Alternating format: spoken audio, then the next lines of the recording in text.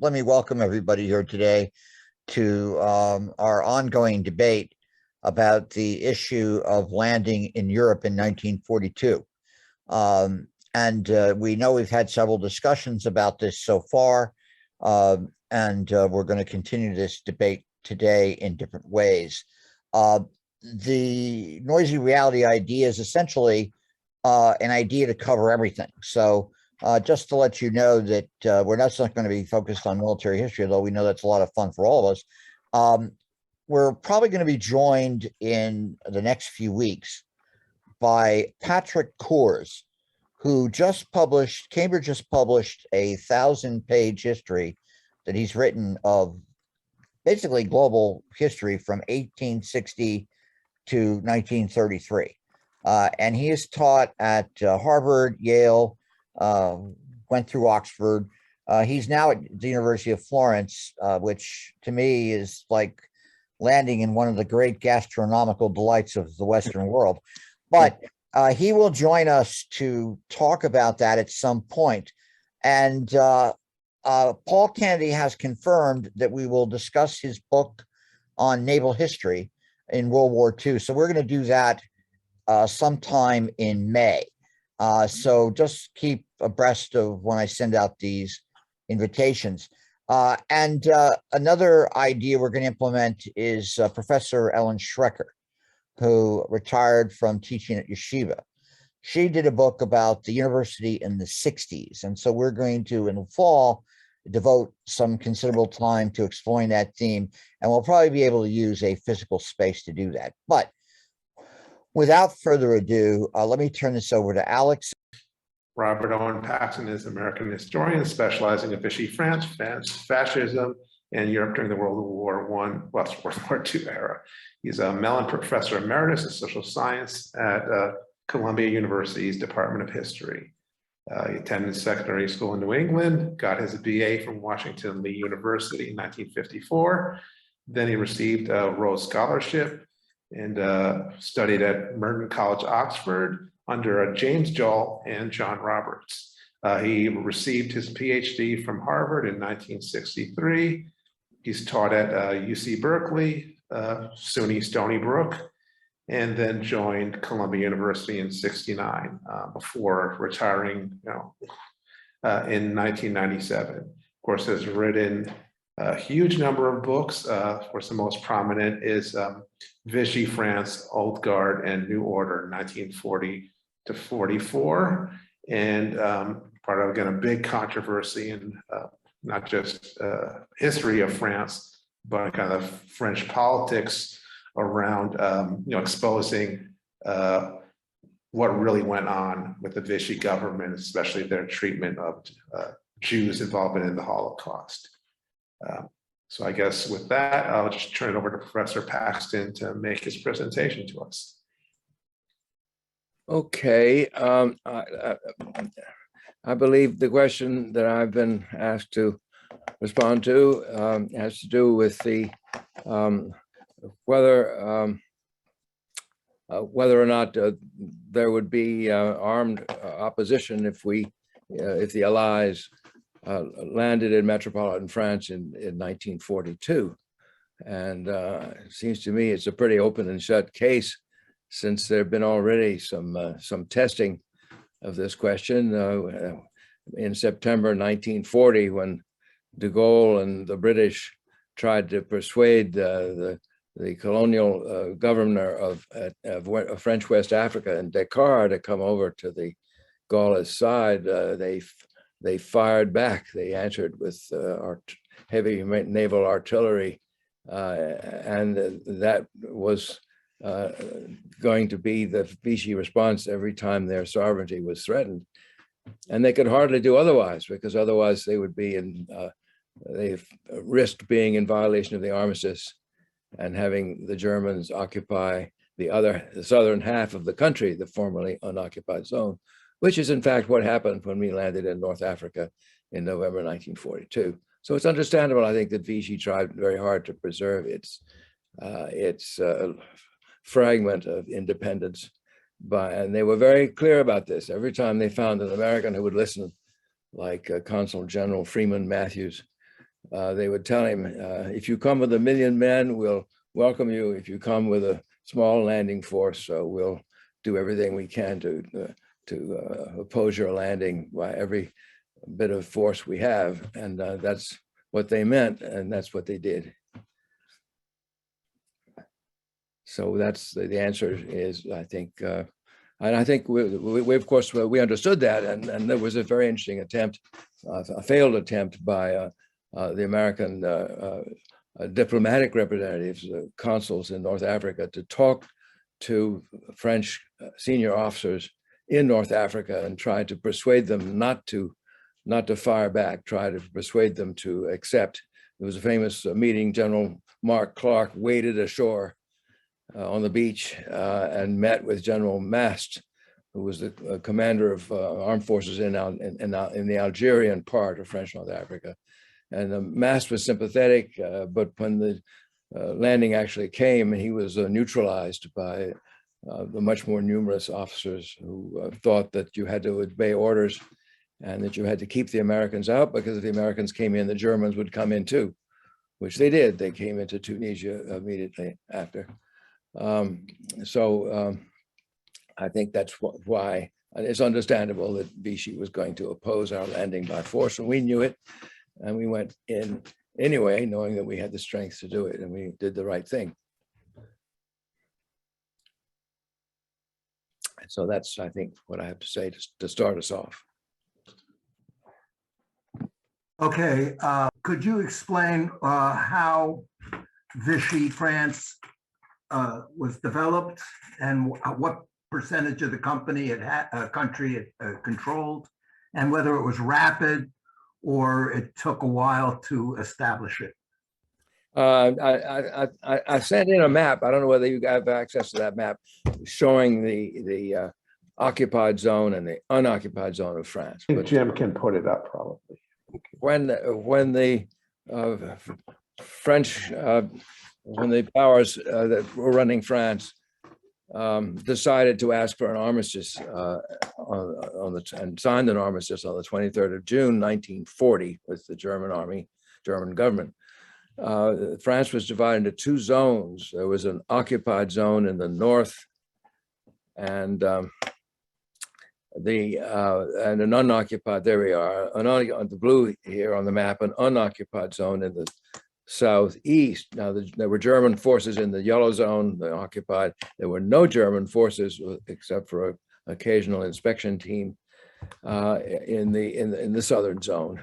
And the capital of France the French government could no longer be in Paris because that was occupied by the Germans. So they set up French government offices that would run this semi-autonomous part of France as they pretended to be an independent country, and their capital was a spa, was a resort town in the hills called Vichy, which had bad tasting water that was supposed to cure all your ailments, and they had all these hotels. So they put the government ministries in the hotels, and they ran this southern zone as if it were all of France. Technically, they were governing all of France, but they didn't really have any say. In the north, the Germans did what they wanted. And in the south, there was a new government set up on the rebound from the French Third Republic. The French Third Republic had lost the war. A lot of French people, mostly conservatives, felt that it was the fault of the left-wing government that came to power in 1936 that hadn't rearmed enough, and that the left-leaning soldiers had run away, and that what France needed was to clean house and set up an authoritarian government the way other countries had done, like Germany and Italy, and it worked much better than electoral democracy. And so those French people who had favored the old electoral system kind of shut up because they didn't have much to say, having been defeated. And a new government was set up under a World War I hero, the last surviving Marshal of France. He was 84 years old, Marshal Philippe Pétain. And he had been a successful military leader in World War I. He was idolized by the veterans because he had been economical with soldiers' lives. And he thought that democracy was weakness and that he would govern as a dictator. And he did. They didn't have laws passed by a parliament. Parliament was adjourned, but they were simply declared by Pétain. Laws began, we, head of state, in a sort of royal fashion, decree that and so forth. For example, the Jews couldn't hold any public office or teach school or be army officers, anything like that. The labor unions would be abolished, and there were separate new forms of representation for workers were set up. It was basically an authoritarian regime. And since Pétain was enormously popular and greatly respected, almost everybody went along with it for a while. And the hope was that Pétain, having beaten the Germans in 1917, would be tough with them now, but he wasn't. He couldn't. I mean, they didn't have the sources. The Germans pretty much took what they wanted, and pretty soon there was very little to eat, and pretty soon, not right away, but certainly after the German invasion of the Soviet Union, it was no longer clear that the Germans had won the war. So the Vichy experiment, this authoritarian regime, rested on the assumption that the Germans had won the war and that the war was over. And that assumption became harder and harder to believe in. And people withdrew their allegiance, and the resistance grew. And at the end, there was Pétain was taken to Germany in 1944, tried for treason after the war, sentenced to death, and placed in exile on a little island off Bordeaux there in this Bay of Biscay. And everybody pretended that they had been a resistor all along. And on that fiction, they set up the post-war government of France. I guess that's now that's basically, I think, in very, very briefly, how the Vichy government came about. Okay, so let's go to a question from the chat, which is, and this is from Richard Carswell. Okay, who's asking about, well, I guess this is historian Olivier Viervorka argued that it was a mistake to invade Africa in 1942 in terms of global strategy, and instead they should have waited until 43 to invade France. Do you agree with that, Professor Paxton? I'm not sure I understand the question. He's saying that the Allies should have waited till 40. Should have not have invaded North Africa in 42, should have husbanded their forces, and then a big invasion of France in 43. Roundup, I guess, basically. Well, I'm an old friend of Olivier Viervorka, and I think, disagree with him. We were under tremendous pressure to alleviate the distress of the Russians on the Eastern Front by opening another front in Western Europe.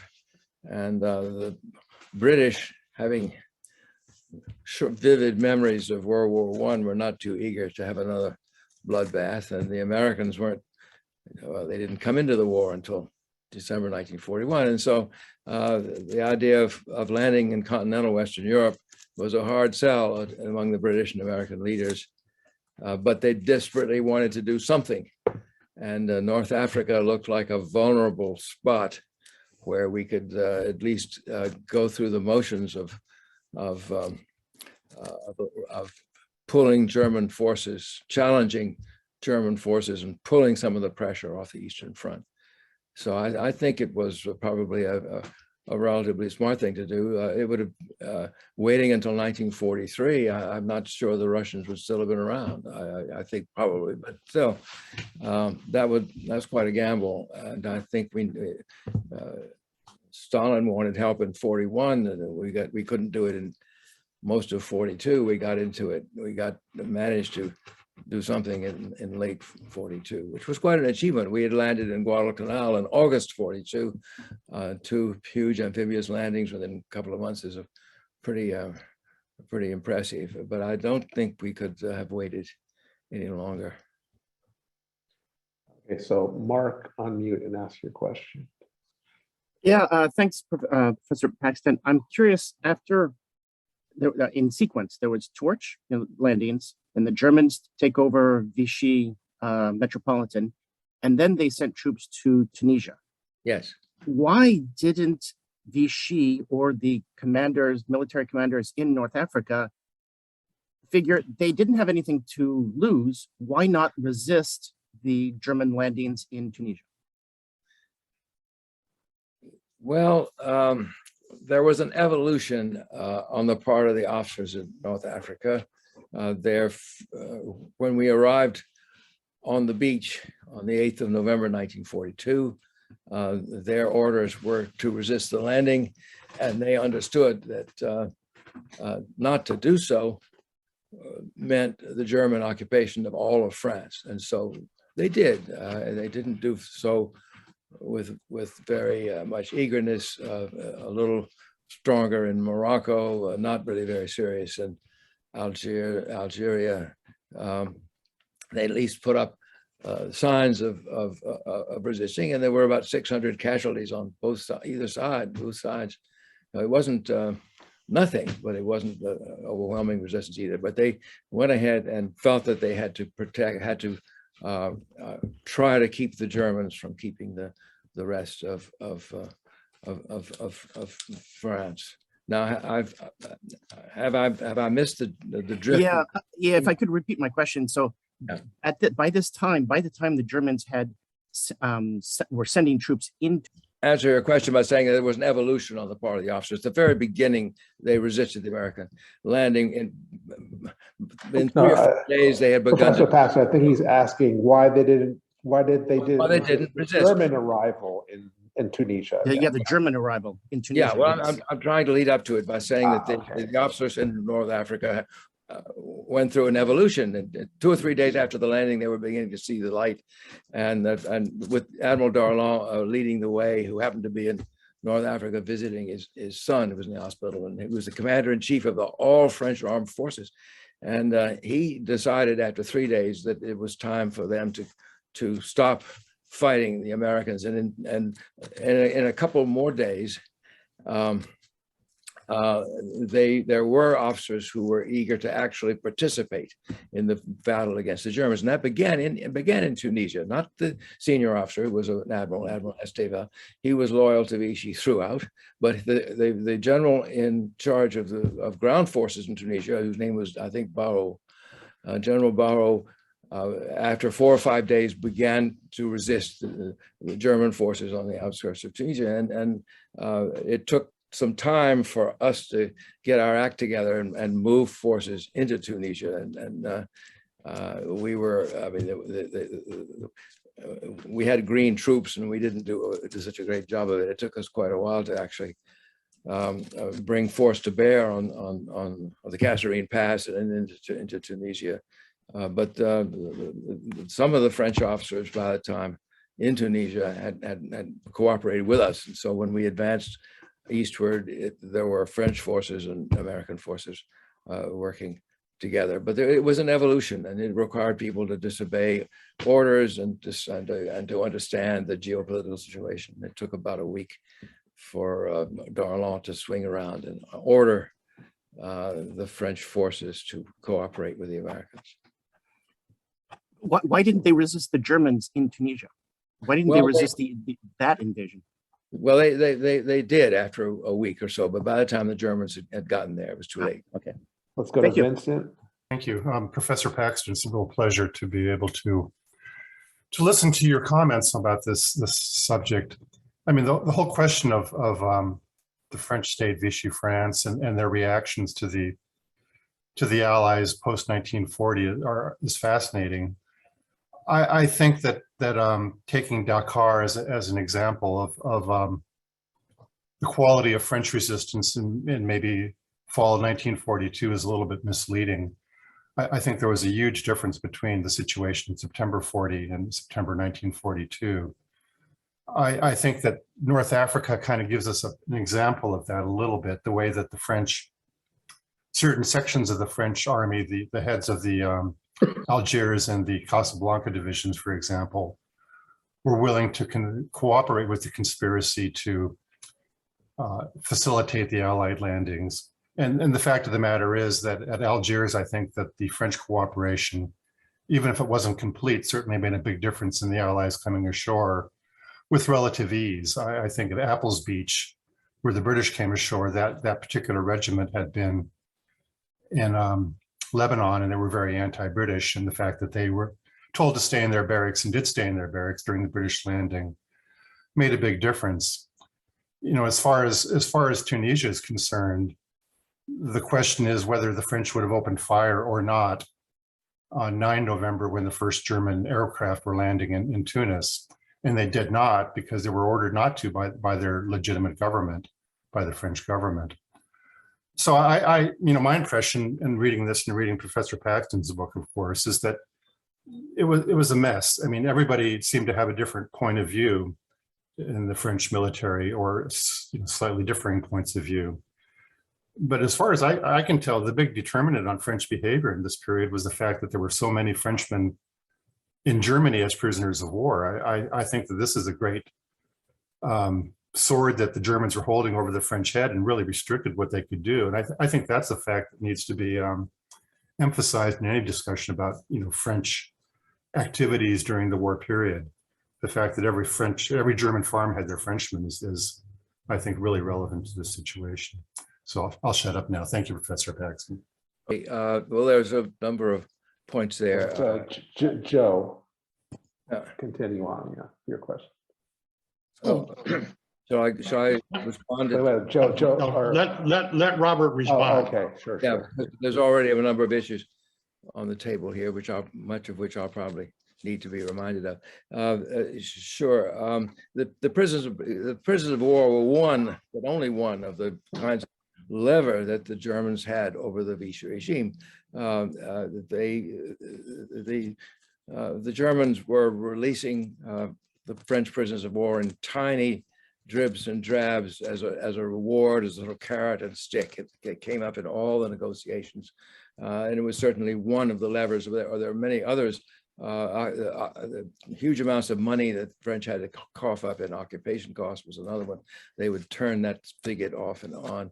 The seizure of food and raw materials was still another, and whether or not the French were going to revive their economy by manufacturing things for the German war, if it was a fourth. And so there are all these matters of leverage, but the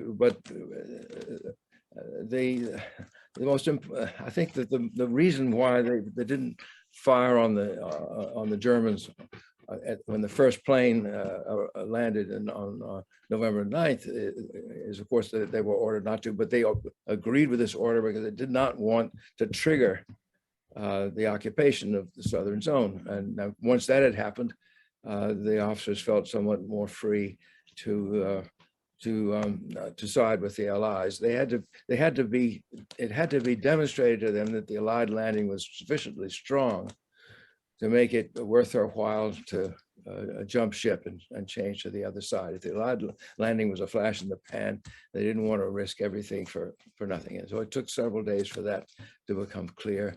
It took a couple more days for the Germans to come ahead and occupy the rest of the country and to remove that obstacle. As I say, there is an evolution, and some of the officers changed pretty quickly. Some of them never quite changed, because there was also the issue of the conservatism of the Vichy regime and the Americans. Well, there was the fear that the Americans were going to introduce all sorts of radical ideas, such as letting the Jews back into public service and things like that, which we didn't do, as it turned out. We humored them on that point. Okay, so now, Joe, I think you can ask a question. Can you hear me? Yeah, we can hear you, Joe. Yeah. Robert, I noted that you said that if the Allies land somewhere, the French would resist, but if you come with 1 million, we will welcome you. And then just now you said, in reference to the North African landings, that it took time to reveal to the French there that the Allied landing was sufficiently strong for them to at least consider switching sides, and some of them actually did. So my question to you now is in relation to a 1942 landing in France. Right? Yes. Not North Africa. Right. And so I understand all the points you made about the levers that the Germans have over the French. I think that's very clear. But the point that the question that I want you to reflect on and answer, and your remarks so far have set this question up, is if the Allies land in northern France in, say, September or October of 1942, and it succeeds initially, right? The Germans don't throw it back into the sea. The Allies actually gather some momentum. They're landing a couple of divisions as reinforcements every week. The Allies actually maybe break out of the Continent Peninsula a little bit. And then in time, you now have the Stalingrad situation unfold, and the French are now getting some information from what's happening in Russia. You know, that the Sixth Army has been surrounded at Stalingrad and all this.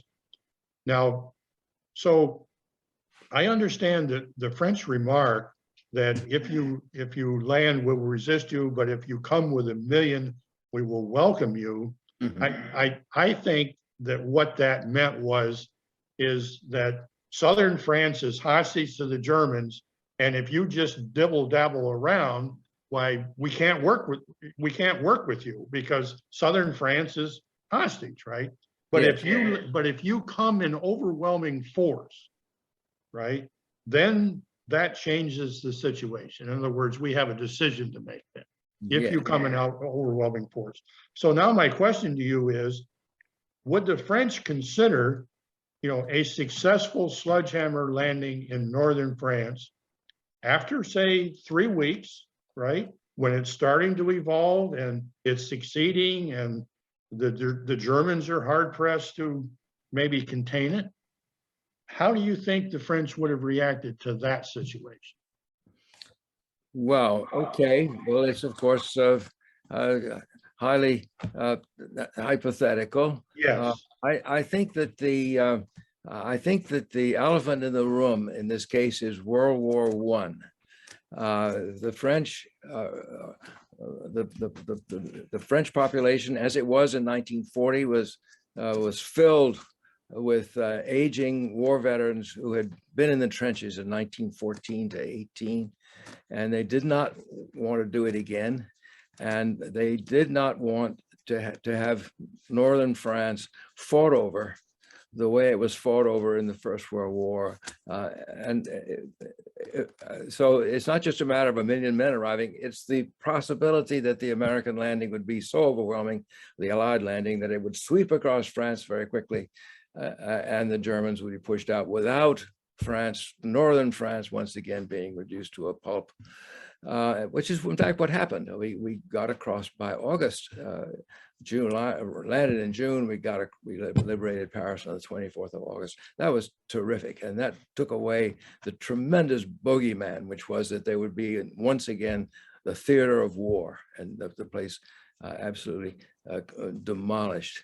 So yeah, sure. If the landing had been successful, it would have to be absolutely overwhelmingly successful. I don't know how many forces were planned for Sledgehammer. I don't have that technical information, but it would have to have been absolutely overwhelmingly successful. And then you would I think there would be a massive switchover, but those are very large ifs. Great. So Frank. Thank you. Oh, yeah.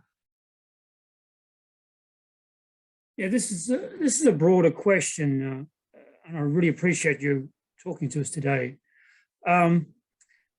The attitude of the French was, dictated, I think, it seems from reading, well, not just your book, but Vichy France, on the complications from not just the Popular Front, but the Action Française, and then you have a regime with Pétain looking at, what had just immediately happened. That is Moselle Kabir, Syria, Dakar, which was a success against the British, and an underlining,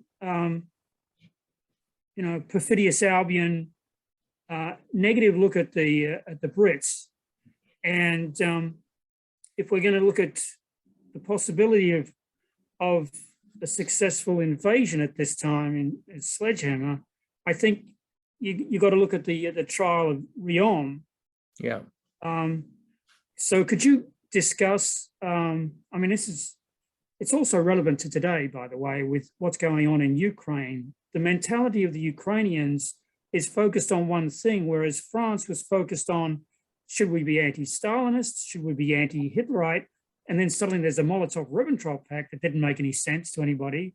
So there was massive confusion in France prior to 1940. And, how that panned out, I think it makes it difficult for the French to focus on one enemy, it seems. Yes. And here you have Pétain talking, I think in the trial of Riom, if I'm not mistaken, there was, they're pointing fingers, and I'd just like you to elaborate on that. Yeah, sure. Again, there are a number of issues here, and you're right to single out the British. We talk about the Allies, and the British and the Americans are often lumped here in our point of view. Seen from Vichy France, the two were very different. The British, I mean, if the Vichy regime and much of the French population were furiously angry with, I'll go back, the British. There's a tremendous wave of anti-British feeling in the French population at large. It isn't just a matter of the government attitude. It was definitely anger on the part of the population. The government conducted 2 air raids against Gibraltar, which nobody remembers that. And I think there are 5 bombs bounced off, and it wasn't a very serious thing. But for the French to conduct air raids against the nearest British base is pretty remarkable. They also sank some British shipping. The anger was more than just rhetorical.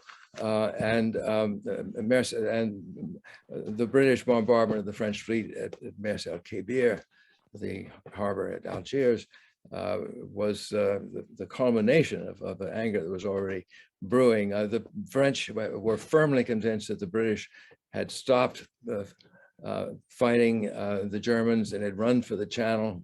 The Dunkirk, which is seen in Britain as a heroic exploit, is seen in France as a betrayal. And the British really are, there's more animus. I mean, of course, the Germans are the traditional enemy, and the Germans are hated and feared, but the British, there's a real edge on the animosity against the British at this point. The United States is very popular, on the other hand, seen as very different from the British, because we are neutral. We were not prolonging the war the way Churchill was doing gratuitously, leading to everyone's misery. We were neutral. We were assisting the Vichy government. We sent them an ambassador, Admiral Lee. We sent them food. We supported them in various ways. And so the Allies that we think of as a unit, the Vichy government thought of as 2 very different countries. Now, I've obviously departed radically from much of the question once again. So can someone put us back on track? Yeah, so I think Gary can, and I'm sure Gary has a good question for you. So I'm you, Gary. Yeah, actually, I have a lot of questions that I could make some comments to, but obviously I don't want to monopolize this. But I do think this is one of the better exchanges we've had. I'm really enjoying it, all the questions and everything. So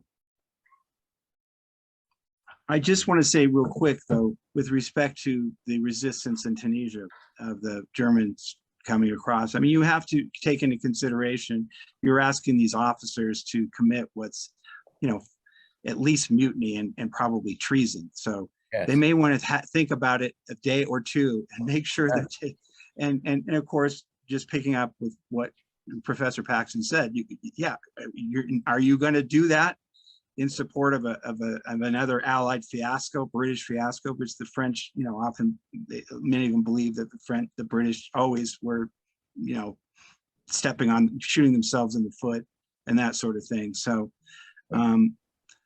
but you know, even if you look at the TikTok of, you know, General Barre, who's the commander there in Tunisia, he's already doesn't know what to do. If he really fell into line, he would have done one thing. If he really wanted to resist, he would have done something else. But he does a third thing, sort of, and temporizes and tries to figure out what is the right thing to do. But unfortunately, by the time he decides to resist, it's too late to stop the Germans. So, but anyway,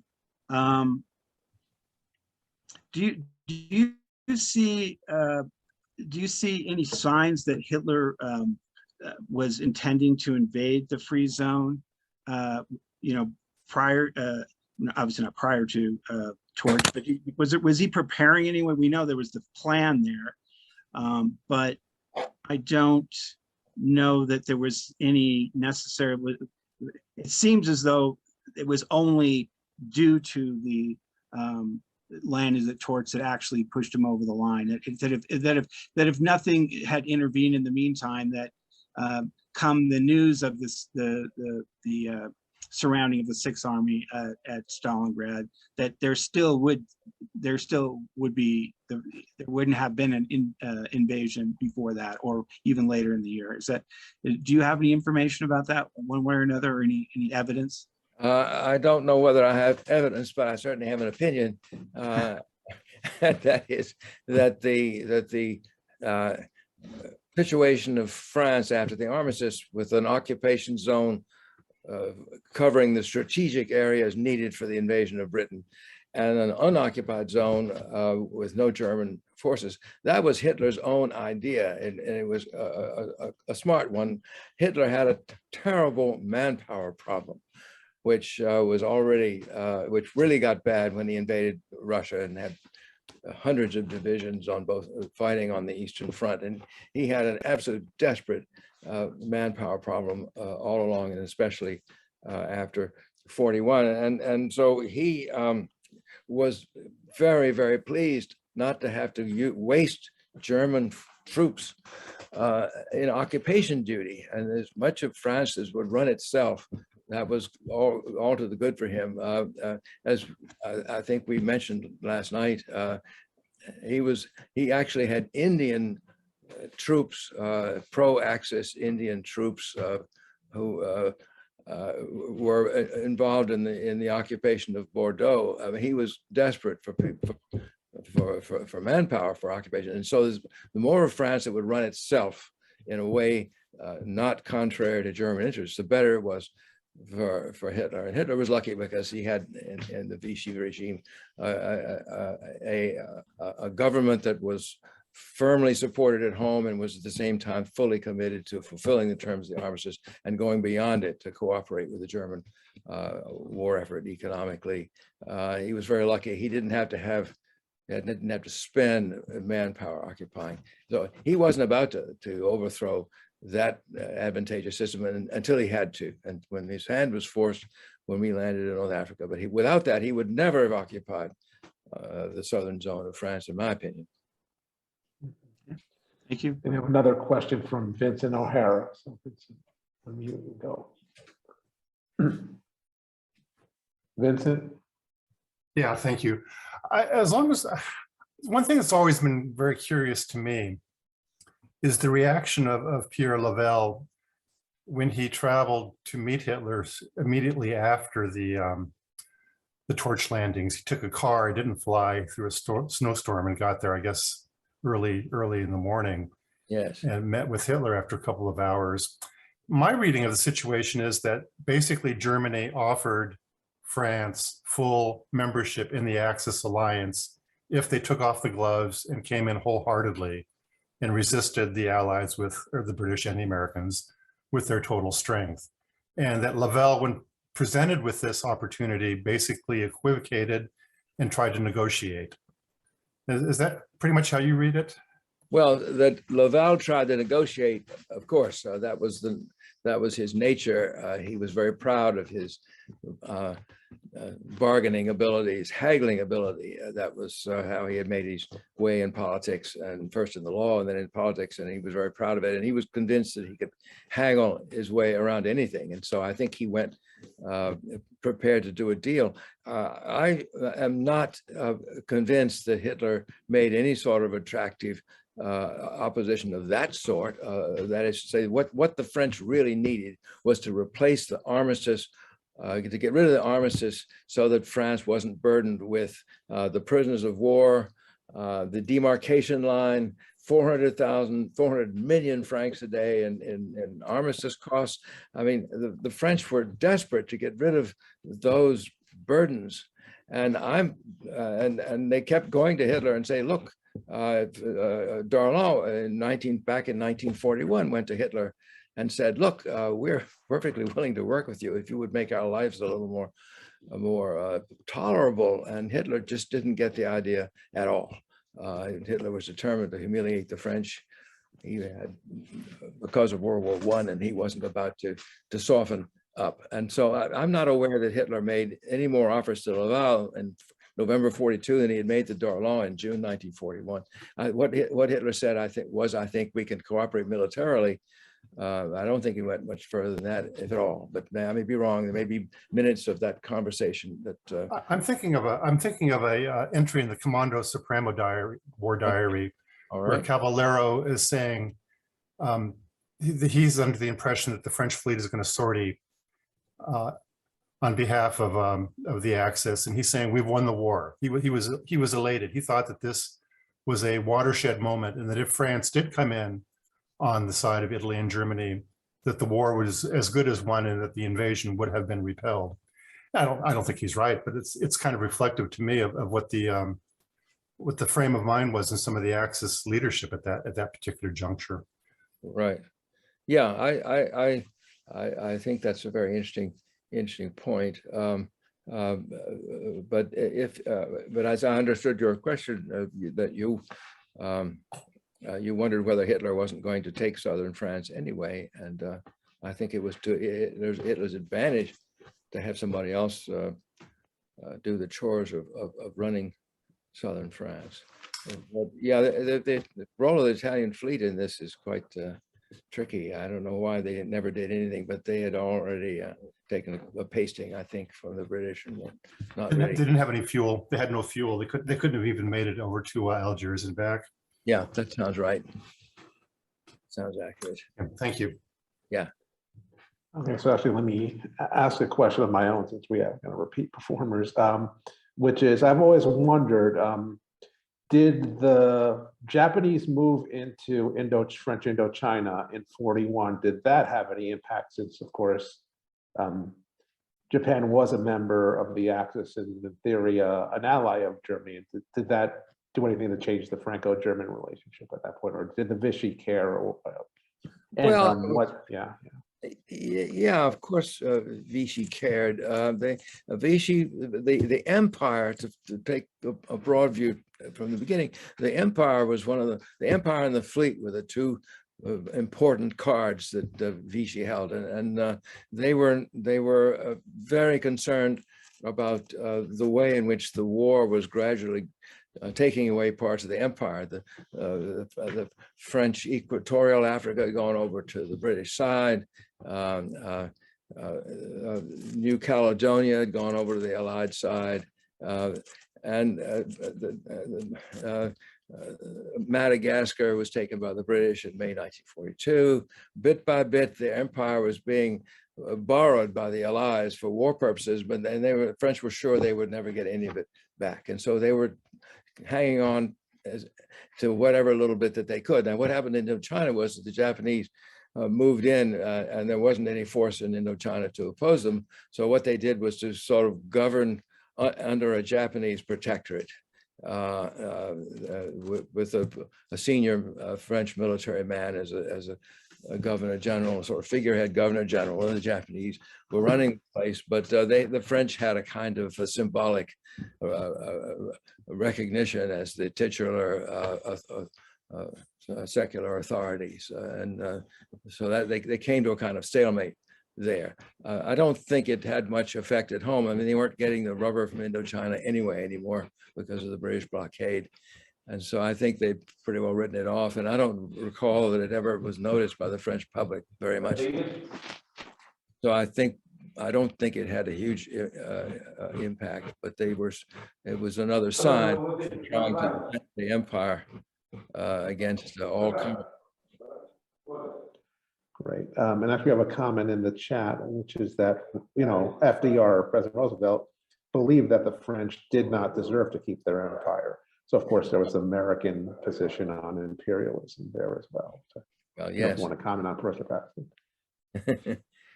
Well, that's certainly true.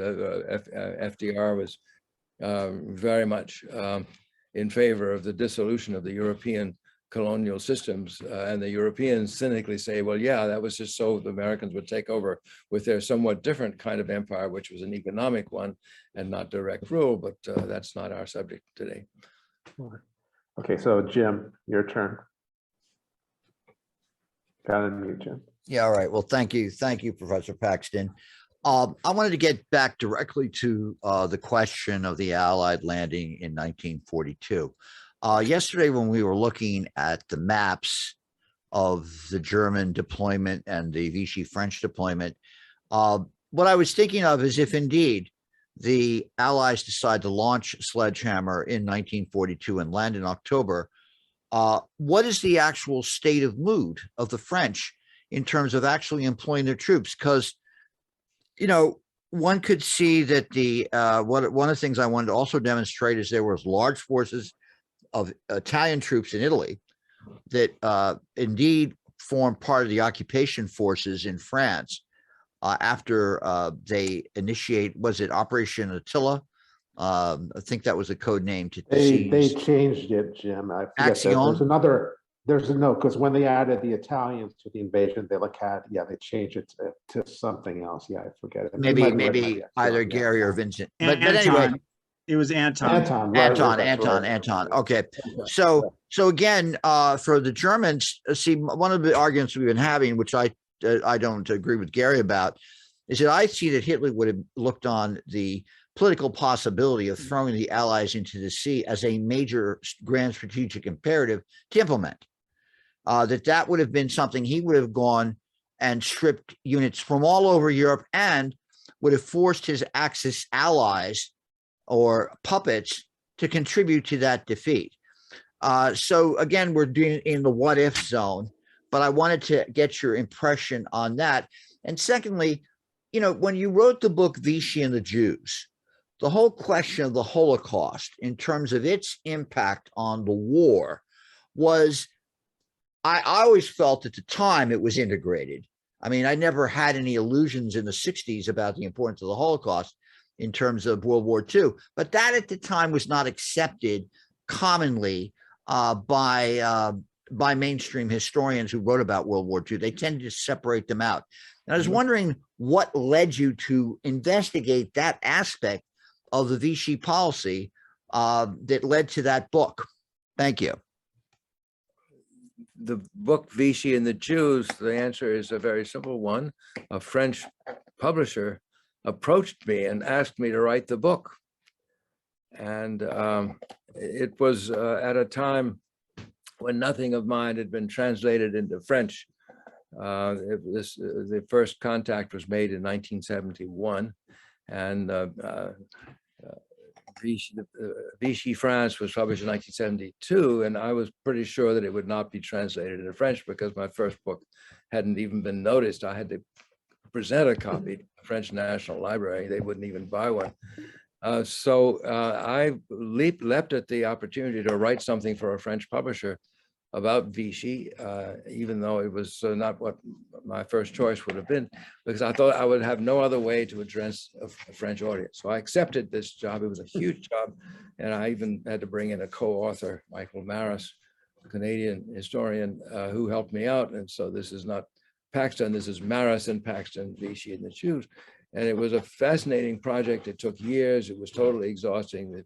The research tasks were immense. And I would never have touched it if I hadn't been asked to do it by a French publisher. It's the short answer. Okay, guys, we'll go to Gary next. Gary? Okay, sorry. I thought you were going to go to Frank next. So I wasn't quite ready. But anyway, so we've touched upon Laval, and Weygand in his memoirs, or at least in the English translation that I have, recounts an encounter there right after Torch, where he rebukes Laval, saying that something like 95% of Frenchmen don't support you, and Laval's response is, no, you might as well say 98% or something of that nature. And so I'm not sure if there's any evidence of that, external evidence of that happened. I'm just wanting to know, did Laval, did he actually have a consciousness that his pro-German policy, I'm assuming that's what they were referring to in that exchange, was deeply unpopular in the country? So I wanted to ask you about that. And also in that whole context of Weygand's memoirs, he does represent that when he was called upon by Pétain during those meetings right after Torch, that he vigorously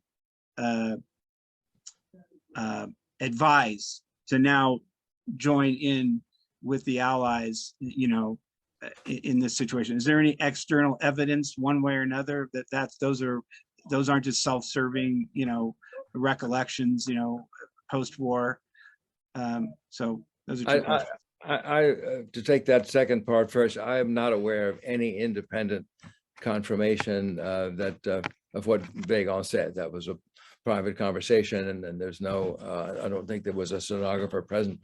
So I think it was in the context of a meeting, though, a cabinet meeting is what I thought. And actually, I tried to research this, but when I was in Paris one time, and I wasn't able to find. Are those records extant of any of those Vichy government cabinet meetings and such? Not for all of them. There's one cabinet meeting in July 1942 when the decision was made to assist with the deportation of Jews, and there are minutes of that cabinet meeting. I've not myself come across minutes of any other cabinet meetings, but then when I was doing most of my work, most of the French archives were closed. But I don't think that there were inevitably stenographic reports of cabinet meetings. I think that sometimes there aren't any. So I think there we have to take Weygand's word for it, and I would be very skeptical about what Weygand said, because Weygand well, he was very much. Weygand was not pro-Nazi, but he was a monarchist in France. He was a very right-wing person, and I don't think he had much sympathy with the Allies, because he thought the Allied landing was going to destabilize Vichy France and overthrow all of the conservative achievements that this regime had made. And I'm very skeptical that he gave that advice. Darlan is another matter. I think that he changed sides, and that's not so surprising. Now, Laval. You asked me, the first part of the question is about Laval. What is it exactly you would? Yeah, the question was, I know it's a quick and confusing way I posed it, but basically, is it a fact that his pro-German policy at that point, by November, October, and fall of 42, was broadly perceived as being unpopular? And was he aware of it being broadly unpopular and was going to, maintain it anyway? Absolutely, yes, that's true. I think Laval had absolutely no illusions whatsoever that he was widely detested in the country. And the reason he knew that was that he had a monthly report on public opinion from the prefect of every department in France. That's 93 reports that landed on his desk every month, which said uniformly, the public hates you. And he knew perfectly well, but he had boundless faith in his own capacity to haggle and to persuade. And so he made these speeches about reality. Look, people, the reality is that the Germans have the power and we have to go along with them. And he was very eloquent, and he obviously swayed some people and not everybody, but he had the power to act, and he believed that he was the best haggler in the world, and that sooner or later he was going to shake loose some German concessions, and everyone would say, wonderful, we have a little more food, we can cross the demarcation line without waiting for 2 weeks. Some of the prisoners are coming home because of wonderful Laval. It never happened. Hitler was dumb. He never offered a crumb. And so Laval's bet, his wager, didn't work. Thanks.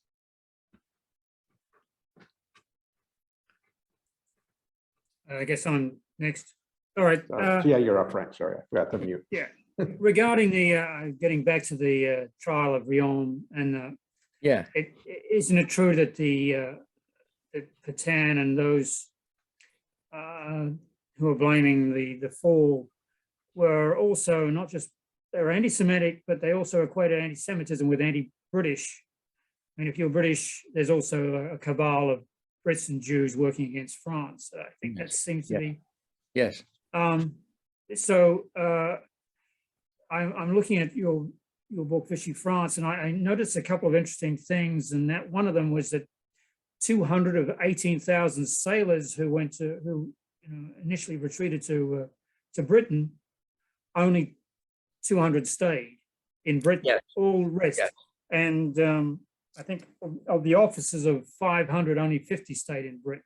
That's right. And then there was also a proposal to take Lake Chad from the de Gaullists. So Yes. if you could elaborate a bit on that, and also I'd like a little more information on the trial of Riom, and not only how that impacted France at that time, but does it have a legacy of, in your opinion, or not? Yeah, okay. Two things here. The British, yes, well, the British were as I said a few minutes ago, that the Germans were hated and feared, but there was a particularly sharp edge to the anti-British anger that was very, very strong. I think it was strong because it was new. There was a sort of gust of the British had been the Allies, and all of a sudden they weren't, and it was like a disappointed lover. I mean, they were really bitter about the British. First of all, because they thought the British had bugged out at withdrawing their expeditionary force at Dunkirk. And then there was the decisive blow of Mezzo-Quibir, where the British shelled the French fleet, killing 1,400 French sailors. And after that, the bitterness knew no limit. Now, when the figures you cite of the soldiers and sailors who wouldn't stay in Britain and join de Gaulle, the issue was whether they were to join de Gaulle or not. Well, de Gaulle had been condemned to death by the Vichy regime. And de Gaulle said to them, I can't offer you anything, but he didn't say blood, sweat, and tears, but it was sort of that. And he managed to recruit 7,000 people by the end of the summer. But there were the French expeditionary force that had been on the coast of Norway at Narvik retreated through Britain, and almost all of those people elected to go back to France. I think those are the figures. That's where that's the origin of those figures that you cite, the soldiers and sailors. And I think they wanted to go home. De Gaulle offered them more fighting, and I don't think that was a very attractive offer in June 1940. But de Gaulle had a lot of trouble recruiting people, and those soldiers and sailors, he was notoriously a failure at recruiting them. So he was, Vichy offered a chance to go home and obtain a kind of normalcy, and de Gaulle offered a kind of zany fight without resources, didn't look like it offered much of a future. Could you talk about Riom and also Yes, like Chad? Riom. I wrote it down, then I forgot. Riom, yes. Well, when France was unexpectedly defeated and in such a humiliating way in June 1940, the search for scapegoats began immediately, and the new government under Marshal Pétain had to proceed with some caution, because Pétain himself had been a minister of war in 1934. If something was, and he had been Inspector General of the French army for most of the interwar years, and if something was wrong with the army, he obviously was partly to blame. So he had to tread warily, and he wanted to, the Vichy explanation for the defeat was the moral corruption of French society. You know, they ate and drank and made merry when they should have been rearming their country, and they had voted a socialist government into power in 1936. They had committed all possible social and civic sins, and he wanted to unload the guilt onto the French people and take it away from the French army. And nowadays, I think we know that without blaming the entire French army, there were serious mistakes made by General Gamelin that made the defeat possible. But in those days, they didn't really know how to answer that, the question of who was guilty. And the Riom trial was Petain's effort to link the Third Republic to the defeat and blame the Third Republic. And so you name the minister, you try the prime minister from the Popular Front, not the prime minister of 1939, but the prime minister of 1936, because he's a Jew and he's a socialist. You try General Gamelin, who'd been the commander-in-chief, and Daladier, who'd been the minister of war. And this was an attempt to demonstrate to the French public that the reasons for their suffering and humiliation in 1940 was the civilian leadership and the military that had been appointed by those civilians. And it was a complete backfire. It was a complete bust, because Léon Blum in particular, who was a brilliant orator, trained as a lawyer and a very successful parliamentary debater, stood up and made a brilliant analysis of the problems of the causes of defeat, and made quite clear that the army was at the center of it, and that Pétain was the center of the army, and they shut the trial down because it turned into an embarrassment. It was ended prematurely and not spoken of again. I Okay, think thanks. John Pardos has a question. Hi. So let's take the conversation back more toward the 1942 alternative that we were talking about. Yes. And my interest here is the French army itself. Yes. And its fighting potential in Right. the context of the political situation in France. Right. A couple of years later, we invade the continent, we being the Americans and British, of course. And one of the big dilemmas in France is the communists and socialists versus everybody else in the French army, and the reincorporation of all of that in the fighting force. And this continues to be controversial in France for the next 10, 15 years. Anyway, the other side of this is 1939, when French socialists and communists all of a sudden have to accommodate themselves to the Nazi-Soviet pact. Yes. So in 1942, in this time frame that's the subject, Frenchmen are in the situation of having to figure out what to do with the Nazi-Soviet pact on one side of them and the competitions or opprobriums of communists and socialists against right-wing Frenchmen on the other side. Right. So I'd like your reading on what impact any of this has on the fighting ability of the French army in 1942. Okay, well, in 1942, the French, there is no more French army in metropolitan France. It's all the Armistice Army was closed down at the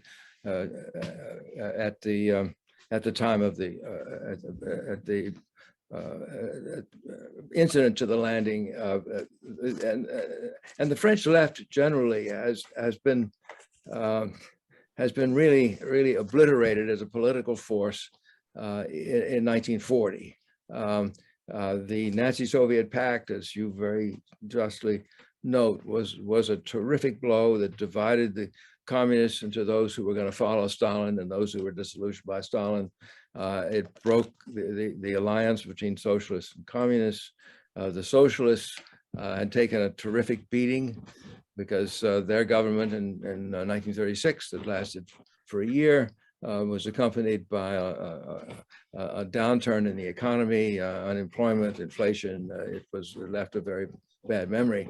So that in 1939, there was a conservative prime minister, Paul Reynaud. It was the same parliament, but the numbers of the apparent numerical majority of the left had pretty much was no longer efficacious politically because the socialists and communists weren't speaking to each other, and so the left has been seriously weakened by that time. There's another issue I think in what you had to say, and that is that there is the thought that some of the French army ran away because they were affected by the pacifism of communists, and that's an interesting subject. And there was in fact a panic near Sedan, and two French divisions had a panic and fled from the front, and many of those the soldiers in those divisions were from metropolitan Paris, and that's where this idea starts. The rest of the army, it didn't happen anywhere else, and so those two units who were terrified by the arrival of masses of tanks, they'd never seen anything like that before. I mean, it turned out to be a local phenomenon, and you can't generalize from that to the whole French army, because by and large the French army fought pretty well. They were badly led by some. I mentioned General Gamelin. General Gamelin made the decision to move the Ninth Army from the center, where it could have had a major impact on stopping the Germans crossing Sedan. He moved it north, not just into Holland, but all the way into southern, not just into Belgium, but all the way into southwestern Holland, because he thought the invasion was going to come down the coast instead of through the Ardennes. That was a bad thing to have done. He weakened the already weak front at Sedan, and that was a serious problem. And there were other problems of command. By and large, I think the current scholarship about the defeat of the French army doesn't give much weight to the disobedience of soldiers. The soldiers, by and large, are thought to have done pretty well. There's some current scholarship about this. There's a wonderful book on the year 1940 by Jean-Louis Crémieux-Brilac, who looked pretty closely into the behavior of the soldiers under fire, and they did pretty well. And even some of the officers did pretty well. There was an armored division in Belgium under a General Priou that held off a German armored division for 3 days, from the 12th to the 14th of May, and it was all wiped away because to the south of him at Sedan, a hole opened up, and Rundstedt came through and cut General Priou off from behind, and so his heroic action didn't really serve anything on a larger strategic level, but it does show that with proper leadership, the French tanks performed quite well, and they could match a German armored division equal to equal here and there where they're properly led, and it didn't happen. And Professor Paxton, Richard Carswell was asking in relation to that also about Julian Jackson's book about the fall of France, and Yes. saying something similar. Yeah, well, I think Julian Jackson's book on the fall of France is very good, and I think that I'm glad that to be in agreement with him as often as possible. Okay, so we've got a bunch of people in the back who haven't asked questions. So Stuart, Mike, and so on. But Jim has, for now, one who's up. So Okay. Jim. Yeah, thank you. Yeah, obviously, General Doty's book on the breakthrough at Sedan, and I believe there was a German book in recent years. They basically, yes, there's a wonderful German book. I'm losing names at my age. General, it'll come to me. Freezer, Colonel. Freezer, yes, Freezer. Colonel Freezer. That book has been translated into English, and that's the best single book on that campaign. With all respect to Bob Doty, who wrote a very good book, but the Freezer book is just top right, and he's even willing to admit that at one point there was a panic in a German unit. I think, in fact, the Totenkopf division, when on the May 21st, there was a British attack to the south, and the Germans panicked. I read about that only in Colonel Freezer's book. He's a truly universal historian. There's no national bias in that book, and it's very well informed. But that's another subject.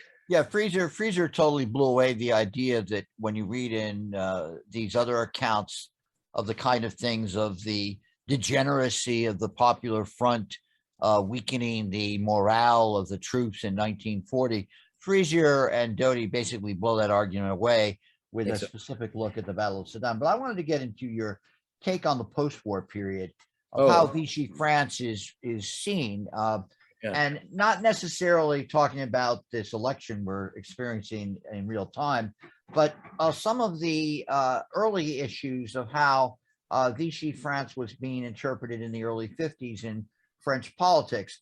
And I think of of Maurice Bardiche, I may be butchering his last name, who was a veteran of the right, who created the movement Social European, Mouvement Social European, and then, of course, Pierre Poujade, who led the Union of the Defense of the Commercial of, I guess, Businessmen and Artisans, the UDCA. And then that, of course, is where we see Jean-Marie Le Pen come into the National Assembly in 1956. So what is going on in France that sort of allows these kind of ideas to come forth politically that look on Vichy France favorably in the early 50s? Yes. All right. Well, France, like America, has a right wing and a left wing, and they always have. Only in France, the gulf between them is even wider. The French Revolution is seen by half the French people as the origin of their liberties and of their civilization, and by the other half as a murderous, subversive, anti-religious aberration. And ever since then, the right and the left have fought bitterly, and they continue to do so. And when one side comes out ahead, as the left did in 1936, with sufficient popular vote to actually push through a lot of terrifying things like like income tax, variable rate income tax, and so forth. 40-hour week, horrifying.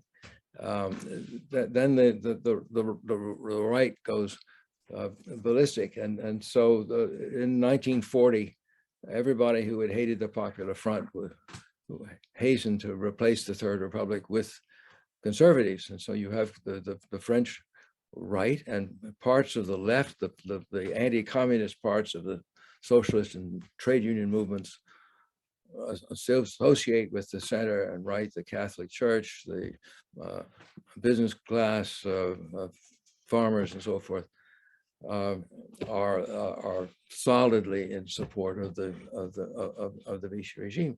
So that's the left and the right continue to fight each other. The resistance grows up under Vichy, and it's almost inevitably left, but not entirely so. De Gaulle was a right winger. He was a Catholic, monarchist, conservative, and so the resistance was only partly on the left. But the most continental resistance was heavily influenced by the Communist Party after Hitler invaded the Soviet Union and the Nazi-Soviet pact fell away. The communists were experienced at working underground, and they were well organized, and they came to dominate the resistance. And so the right and the left emerged from the war, each one with its powerful base. Now the Vichy regime has had quite a varied memory. It was, first of all, remembered as a time of scarcity. People were hungry, they were cold, their sons were in German prisoner of war camps.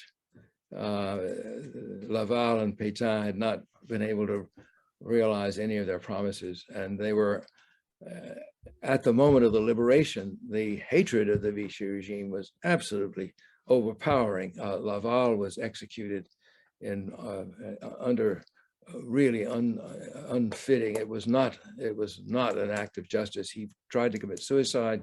They pumped his stomach out. He swallowed a cyanide pill, which he had sewed into his coat ever since he went to see Hitler. He had a cyanide pill ready for his conversation with Hitler on the 9th of November 1942 has already been evoked.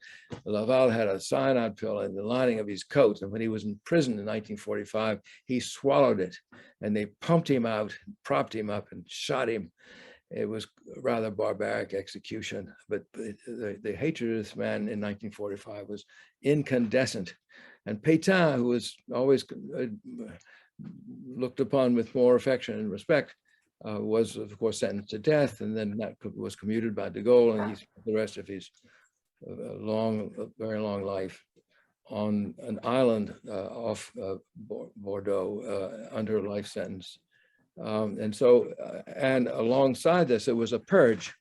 The people who had supported Vichy in the businesses and in the ministries and in the agencies were, there were a certain number of people executed, not very many, but a few dozen executions. A great many people lost their jobs, and the Vichy people were sort of cast into the wilderness, and many of them never worked again and never had a public service job again.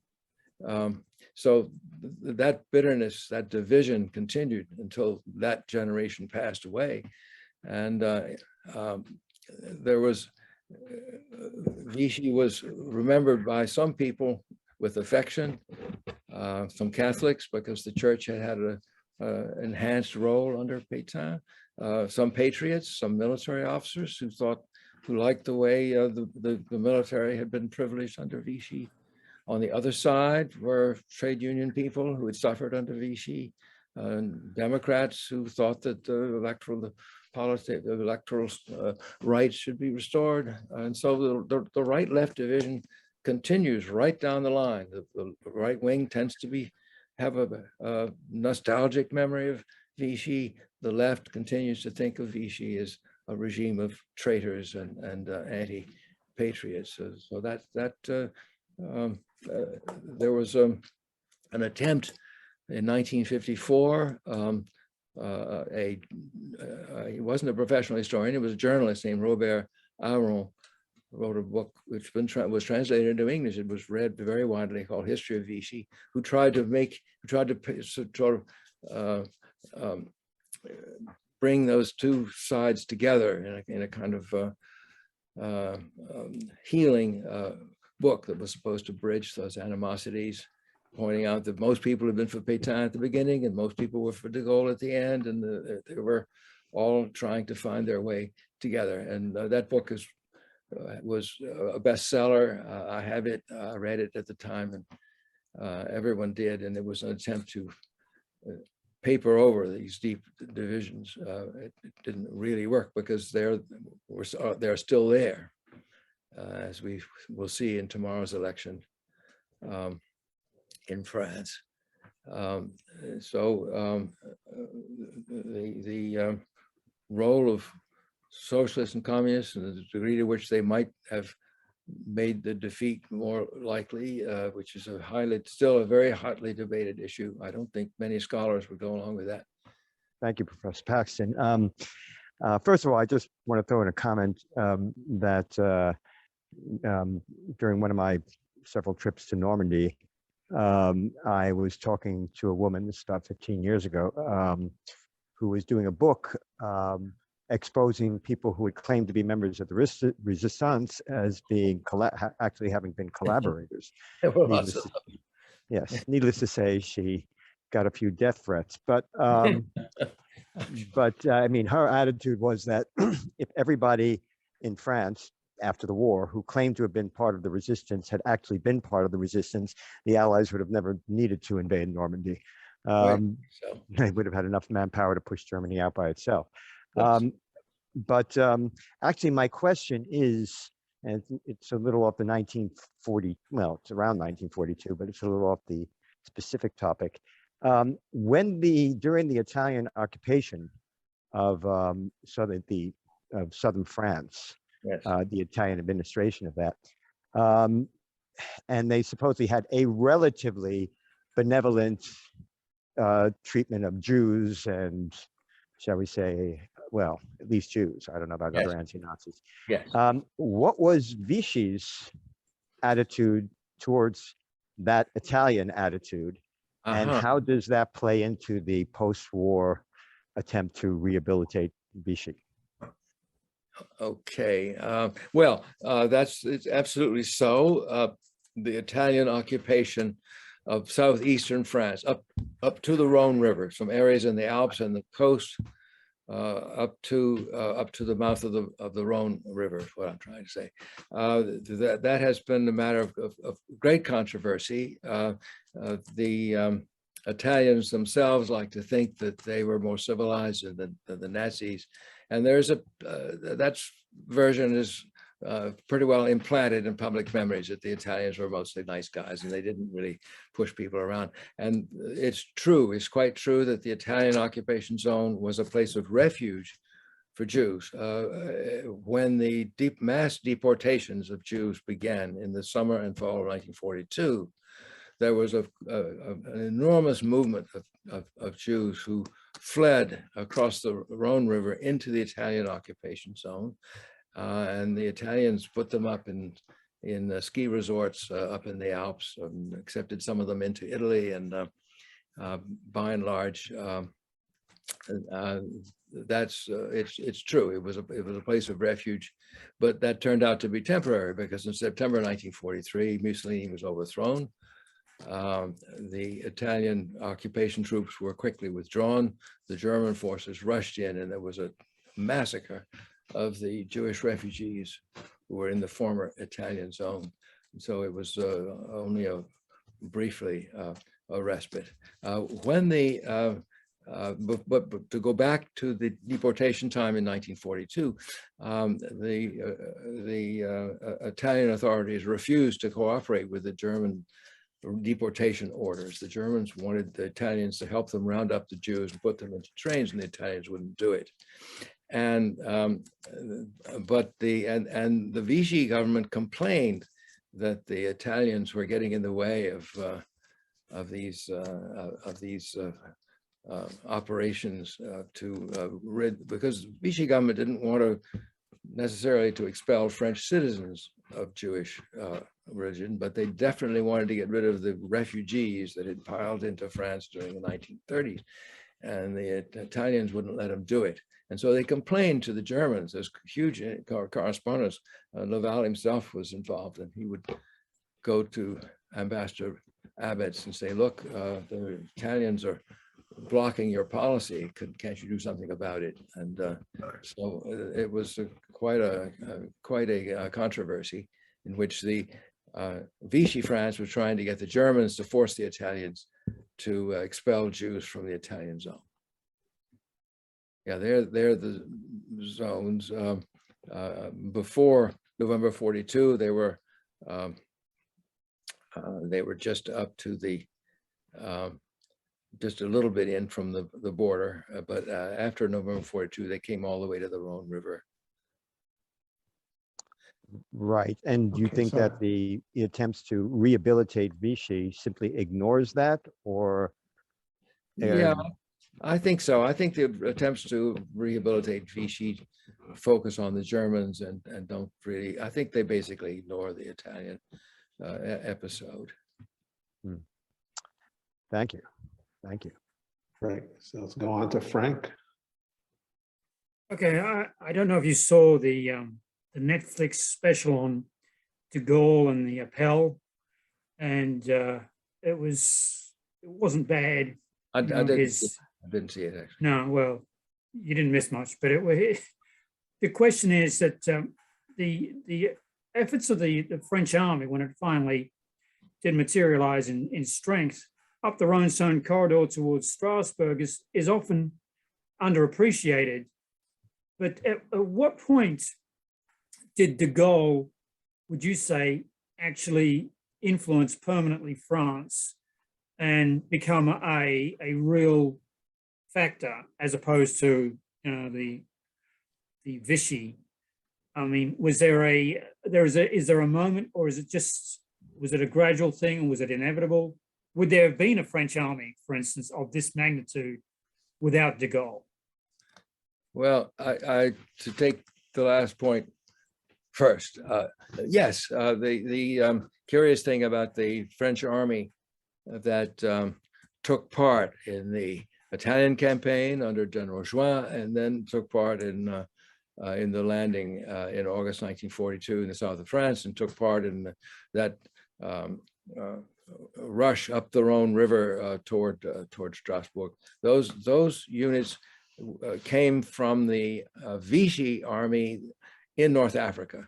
The Vichy army in metropolitan France was dissolved in November 42, and those officers and those men were returned to civilian life, and they had no role in the liberation of France unless they joined the resistance. And the officers, by and large, were not of that type of mentality, although some did, and certainly some of the soldiers did. But by and large, they ceased to have much impact on the liberation.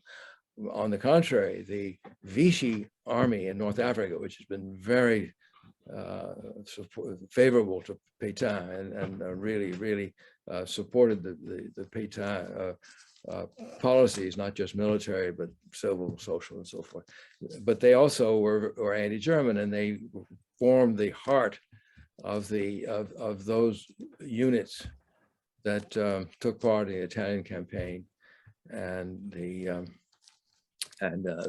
invasion of southern France in August 42. And of the post-war marshals of France, Juin and de la Tassigny were both Vichy officers, and Marshal Leclerc was a Gaullist. So the post-war army was very heavily colored by the Vichy elements who had been part of the Army of Liberation. They got retooled, remade, sort of a new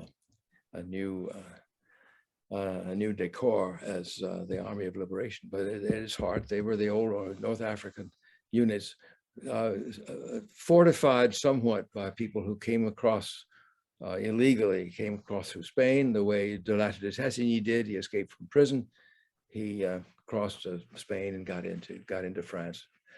And some people did that. There was a trickle of officers and men from the metropolitan France into the Liberation Army, but by and large, it was the North African Army that was the army of liberation. So at what point did de Gaulle? Yeah, well, you're right. What point did de Gaulle establish his authority? It was a slow process. He went to London on the 17th of June, 1940, with one officer accompanying him, and he remained a minority movement for a very long time. He was condemned to death by Vichy. He was looked upon as disloyal, as an instrument of the British, who were always suspected of having designs on the French Empire and doing everything they could to weaken France, the hereditary enemy. And this showed up in his recruitment. There were plenty of officers and soldiers who were anti-German, but they couldn't stomach de Gaulle. And so he had about, I think the number was about 7,000. He had managed to recruit about 7,000 people by the end of 1942. And de Gaulle managed to wind up on top by simply extraordinary eloquence, first of all, and political skill. Secondly, the internal resistance. They came to the resistance in metropolitan France came into being independently of de Gaulle. These were people who either spontaneously or enrolled in some group began conducting espionage and sabotage and so forth, great risk in France, without any reference to de Gaulle. Many of them never heard of him. And de Gaulle managed to establish his ascendancy over these people by radio, by using the BBC, first of all. Secondly, by money. He was able to send funds, radio operators and money and so forth to the resistance, and gradually they accepted the authority of the Free French in London as the representatives of the French nation. That left the North African people. They were started out as loyal to Pétain. De Gaulle went down there in the winter of 42, 43, and he found the officers under the command of General Giraud, who was a follower of Pétain, and he managed, but Giraud wasn't very bright. De Gaulle managed to trip him up and get him sidetracked into a meaningless senior command that didn't actually command anything, and managed to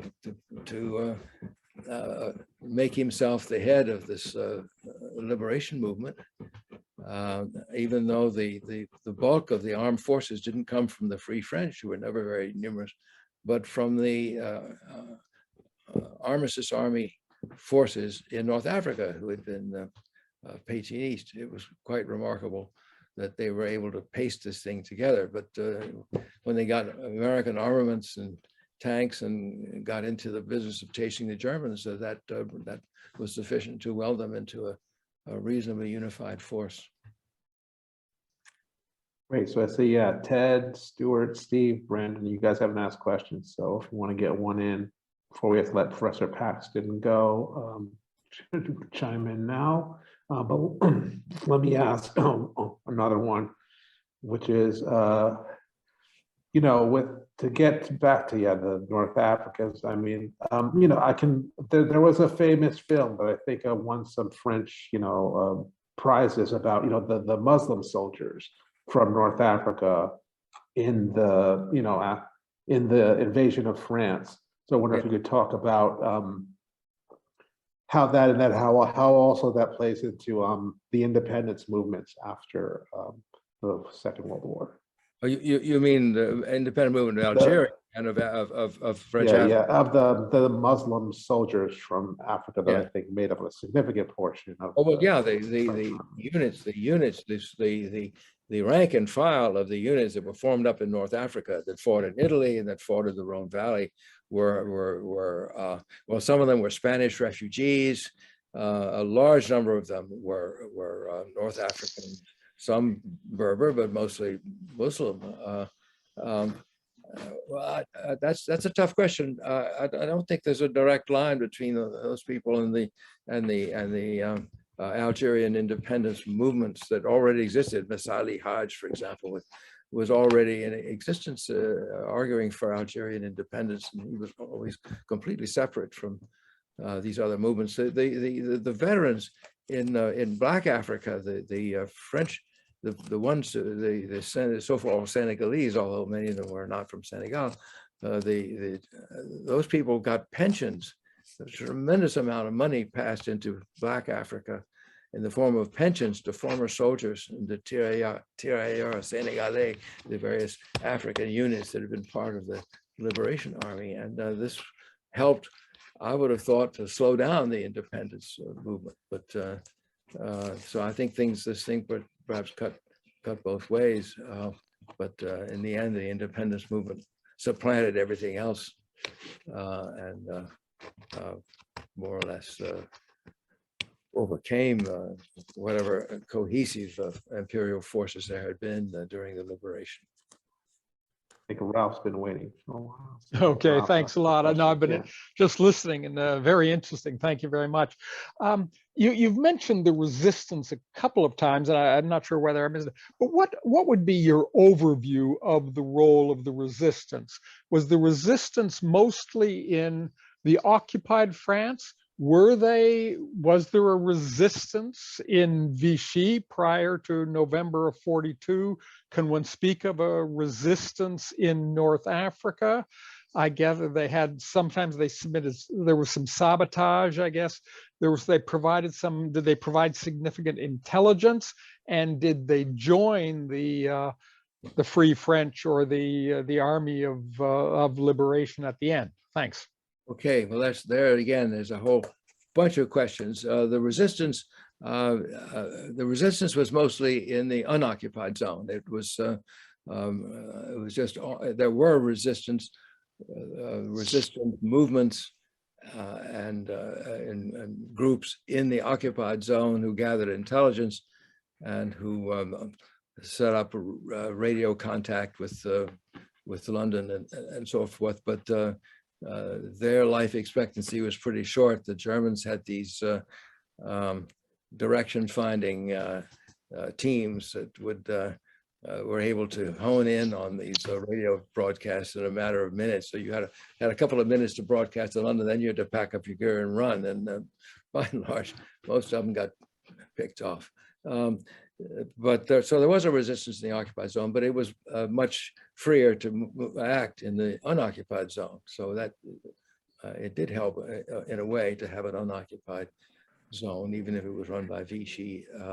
The resistance, and was there a resistance at Vichy? Well, there were people at Vichy who were secretly involved in resistance organizations, people who led double lives. There were a few of them. But by and large, they were people who were antagonized by Vichy. They were people who were angered by Vichy's very conservative social policies, anti-labor, anti-school teacher, anti-this and that.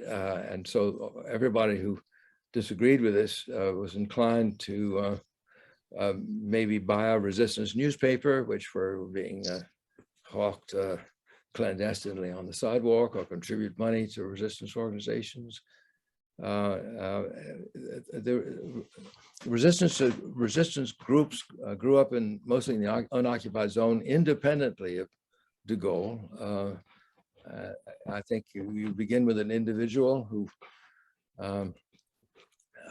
secretly wanted to do something against the Germans and maybe had an opportunity to put out a foot and trip somebody, and did it. And then he would find a friend who thought the same way, and bit by bit you would find a little group, and then finally you had large organizations with considerable funds from London living underground, putting out newspapers, conducting sabotage, sending intelligence back and so forth. And did they make a difference? Back at the beginning of my career in the 1970s, I was invited to take part in a conference on the liberation of France. And I remember vividly a German historian named Hans Umbreit, who was in charge of German military archives. He stood up and said, "I'm terribly sorry to have to tell you this, but in the German military archives, there's no mention, the German intelligence doesn't get around to mentioning the French resistance until 1943.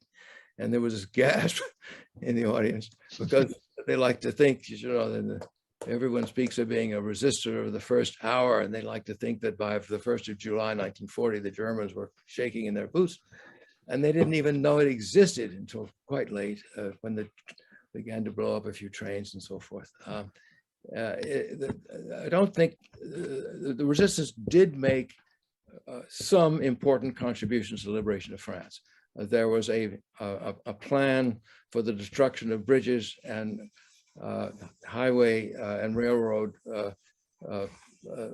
structures leading to Normandy at the time of D-Day, and that plan went into effect.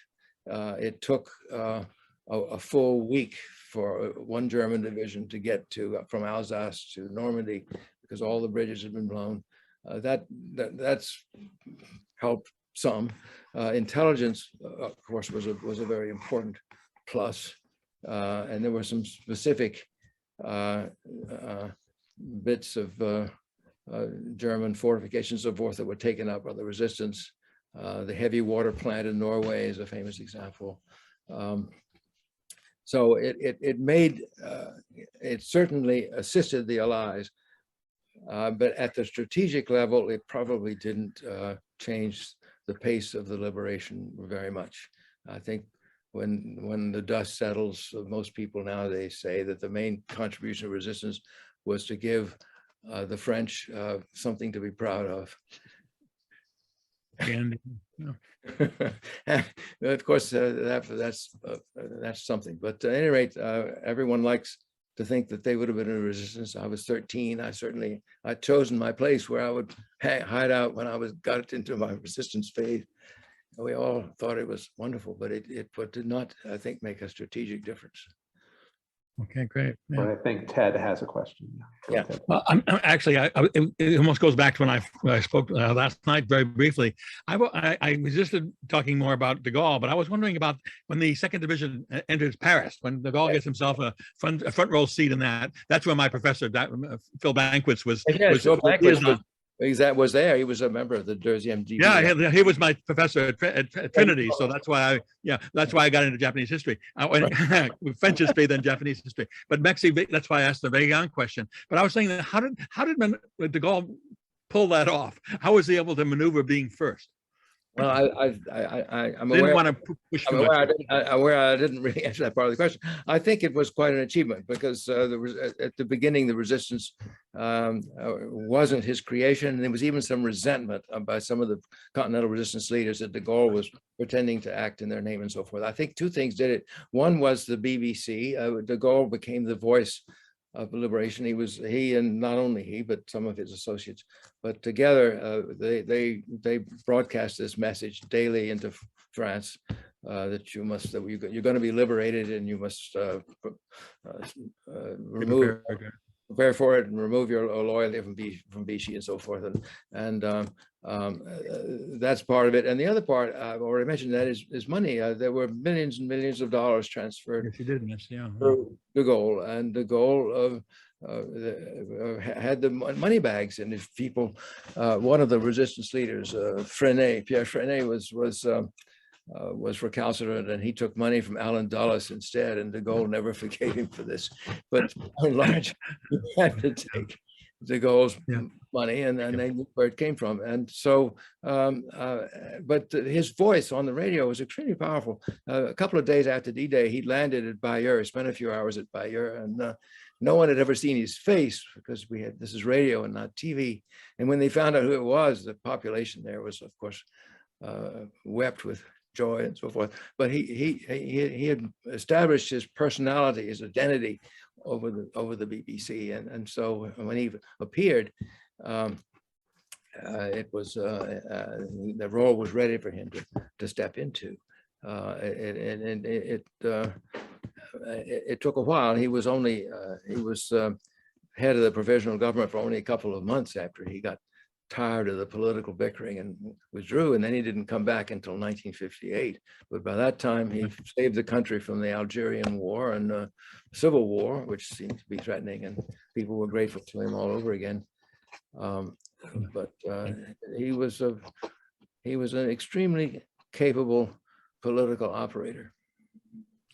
Thank you. And Thank I you very think much. Jim wants to say something. Okay, Jim? Who? you there? Well, actually, I let Gary go because I can see we're starting to exhaust you, Professor Paxton. So obviously, it would be great to hear you again. But Gary, why don't you ask your question, and then I'll make my last comment here, and we'll let Professor Paxton go. Gary? Oh, all right, Gary. Gary, did you have a comment or question you want to add?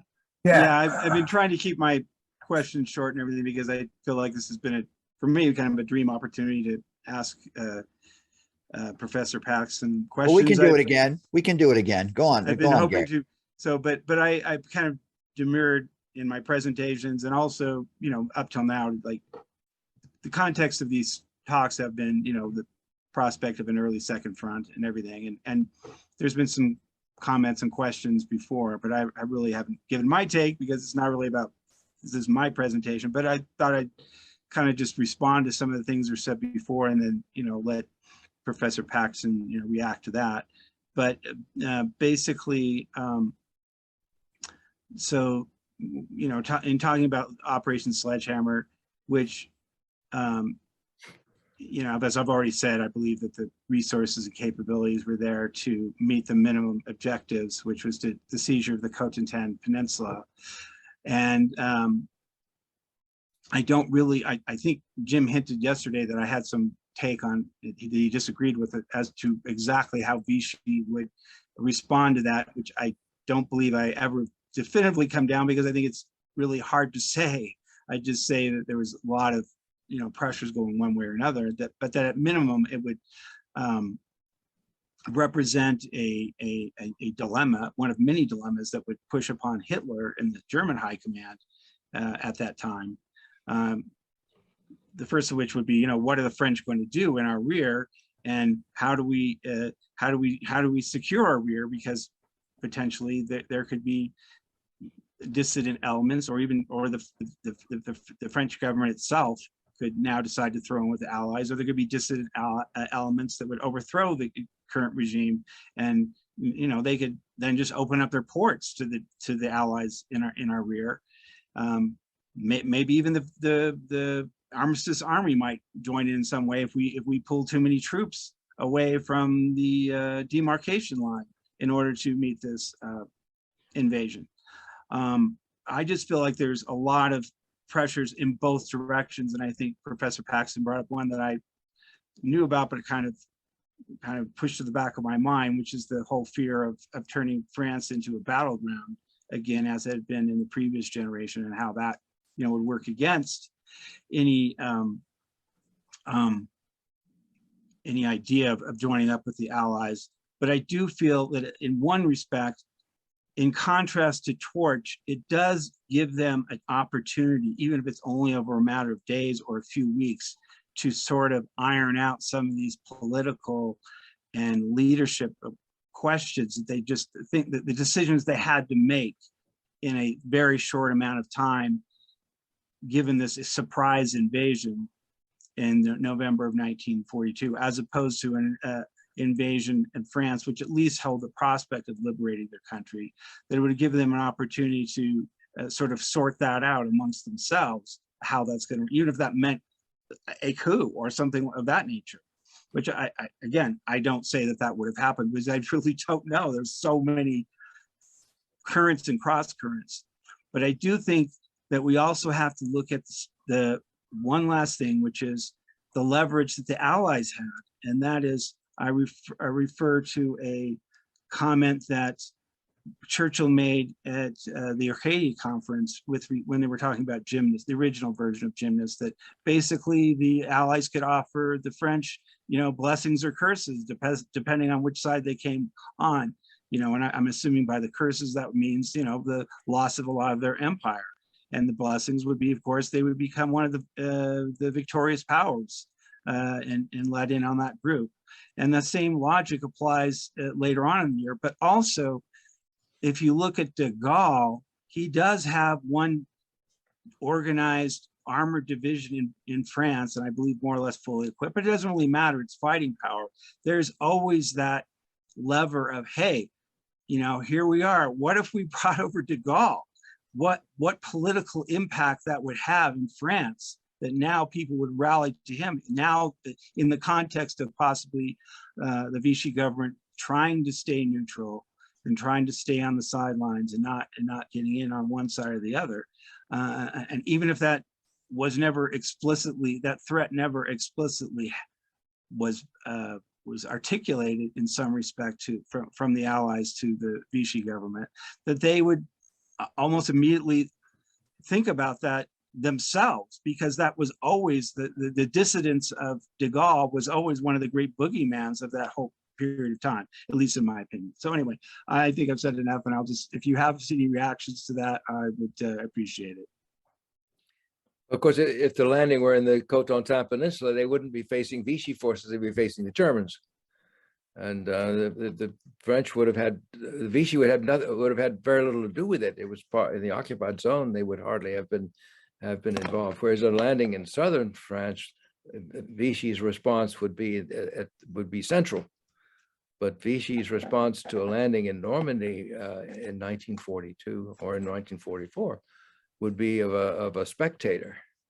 And in 1944, Pétain notoriously attacked the landing as an aggression, and it was of course threatening the stability of his regime. That's a response to only one aspect of what you were saying.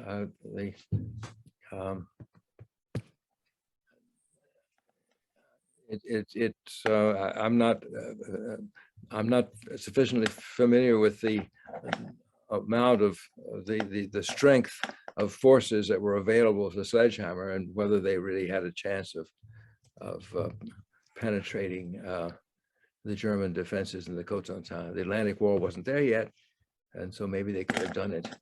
I can't really respond to that. Yeah, so you don't think there's any chance that the premise, which of course we don't really want to get into now of the evidence, but the premise is, yes, they could have taken the peninsula and held on there, which was basically all the plan called for in sort of preparation for a larger invasion the following spring, i.e. Roundup.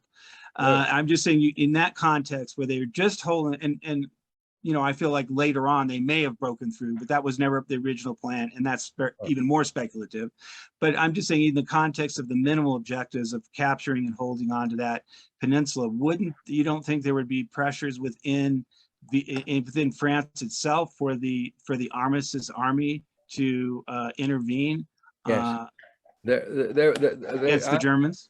When I talk to some of these retired generals and colonels about their years in the armistice army, it's always hard to clear away the things that they've imagined since then and find out what's really was on their minds at the time. But it seems pretty clear that there were officers in the armistice army who envisaged breaking out across the demarcation line and going to assist an Allied landing. I don't think they were thinking about the Cotentin. They were thinking further south, where the occupied zone is really quite narrow, but somewhere down near Bordeaux. It's a longer way to carry your invasion force. But there were some people in the staff of the armistice army who were in the planning officers, the 3rd Division, the planning office of the Vichy Army staff, who developed plans for sending parts of the Armistice Army out to assist an Allied invasion. Whether that would have ever happened, I don't know. We can't. It's purely speculation. But there were certainly people who had it in mind. It's not. It's so that there is a scenario there in which there will be French people who were willing to participate. Well, Mark, if you have a quick last question, please express it. Mark? Yeah, thanks. I wasn't sure whether we want to continue. You'll be the last question, Mark. All right, thank you. Professor Paxton, I was surprised to learn that Pétain had toured the occupied zone in early 44. I want to say April or maybe in May or something like that. Yeah, right. And that he drew some huge crowds, which astounded me, just given that it was just a few months before D-Day. Could you speak to Pétain's popularity in the occupied zone by that late part of the war? Okay, yes. Pétain was always had a little bit of a problem with the occupied zone because he couldn't go there very much. There was a plan for Paris to be restored as the French capital, and that Pétain was to have gone to Versailles and to have governed from there. It never happened. The Germans clearly couldn't bring themselves to making a concession on that scale. And so he remained a distant figure to people in the occupied zone who didn't hear about him and didn't know about him very much. And so, but at the very end, it was in the spring, I think it was probably April or May, maybe May 1944, the Germans brought him to Paris. And this was filmed. I've seen the newsreels. It's not a subjective judgment that there were a lot of people in the streets.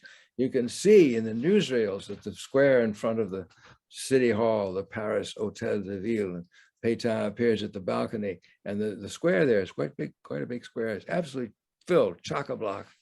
And it seems to have gone by word of mouth, and people rushed down. Pétain looked like a national hero. He looked like a statue. He was quite an elegant looking person. And he had tremendous emotional support among the French population, dating from the First World War and dating from the notion that he had somehow managed to save something, a bit of the national reputation, perhaps a little bit of material improvement as the Vichy leader. And there was then, and there is still, the thought that he was a kind of tragic figure who did the best he could under possible circumstances and was prevented from doing more, but nevertheless he tried. And so there's no doubt that he aroused a very enthusiastic welcome in Paris in the spring of 1944. All right. Well, we want to thank, and I see Joe has written something here. I saw one document at the PRO which described a meeting in July 42 of 2 British colonels with 2 junior Vichy Armistice Army officers regarding an Allied landing of a couple divisions to capture Bordeaux. And then that fort could be used to supply the Armistice Army in southern France with arms and munitions, and of course, Allied units moving into the Vichy area. The document was only 2 pages with no other documents in the folder. Fascinating. Yeah, I've heard about that document. I've heard that there were contacts between some Armistice Army officers and some British officers about such an operation. And I was in fact going to raise it and ask if any of you people have heard anything more. I know that the contacts happened. I don't know whether there was any, how important those personages were, or whether there was anything much more than just a meeting. Well, perhaps we can do that another time with you with some sufficient research. Well, first of all, I want to thank you so much, Professor Paxton, for letting us exhaust you on a beautiful Saturday afternoon in New York. Obviously, one of the things that's interesting and relevant to today is that I discovered just a few weeks ago that in the propaganda of the Russian state, they're arguing that the SS men who were at Oradour in 1944, who were part of the 2nd SS Panzer Division, were indeed mainly Ukrainians who killed. And that was sort of an interesting little element of the propaganda being thrown into this situation we're experiencing now on TV every day. But we want to thank you so much. We would love to have you come on again. But anyway, Professor Paxton, thank you so much. I'll let Alex close it up. Okay. I can say too much more. Again, thanks to everybody for being here. I hope those who are going to watch this on YouTube are going to find it interesting. And otherwise, take us out, Ken.